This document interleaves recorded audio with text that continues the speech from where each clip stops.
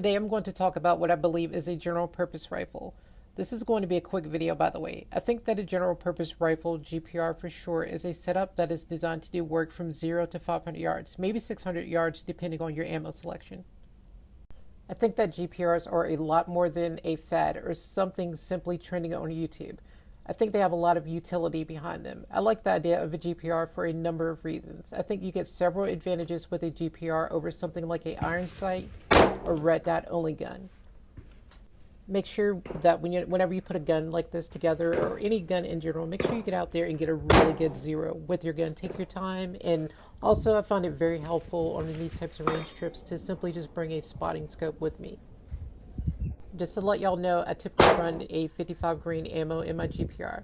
I find that it's easy to shoot out to 500 yards as long as you can account for the wind. With that being said, you don't really have to worry about wind that much with a gun like this up until you go past 300 yards.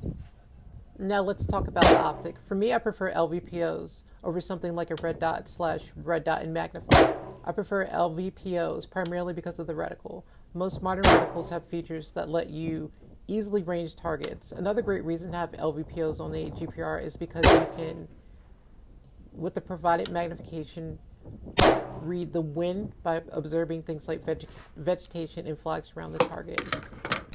With your LVPO, you can also read the wind with the available magnification by observing mirage. Lastly, the magnification also obviously can help with positive target identification.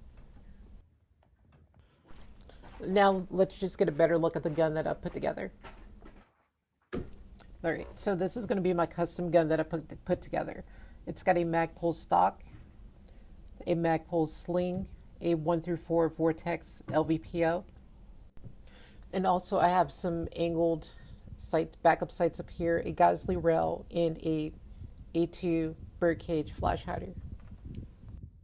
On this particular gun, I also have a angled 45-degree selector. I really like that a lot. On top of the LVPO, I have a RMR red dot sight sitting in a Reptilla mount. The only downside to the RMR setup like this is the height over bore, but with training, it's not a problem at all. You just need to know your holds. For me, with a 50-yard zero on this gun, all I have to do is just hold 4 inches over at 10 yards. Then at around 25 yards, I just need to hold about 2 inches over to get the hits that I want. I also have a white light on this gun. I really can't say it enough. If you're really going to run a setup like this with your dot up high like this, or even off at the 45 degrees, you really need to learn your holdovers. For my GPRs, whenever I zero the LVPO, I zero the LVPO at 100 yards. Then I zero my backup dot and iron sights at 50 yards. I do this because the 50-yard zero is just comfortable for me. If you're going to run 2 zeros on your optics, I highly recommend that you train consistently with the setup so you don't make mistakes or get confused by what you're doing. In this video clip, you can see me taking shots between 200 to 400 yards, which is very easy to do with magnification on this 1 through 4 power LVPO.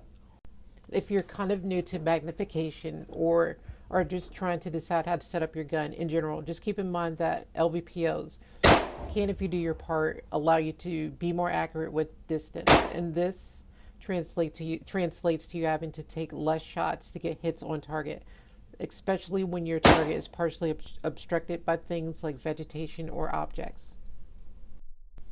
I really think that a gun like this would serve many people well, as long as you understand that this isn't a quote sniper rifle or the ultimate CQB gun. However, a gun like a GPR falls in between those two parallels. If you can deal with the weight and bulk of a gun like this GPR setup, I would highly recommend it. As for me, if I could only choose one gun, I would definitely choose a GPR type setup. I really wish that I had something like this back in my days as a patrol officer. It would have really come in handy for things like barricaded suspects and felony vehicle stops. That's pretty much going to be it. Like I said, this was going to be a short video.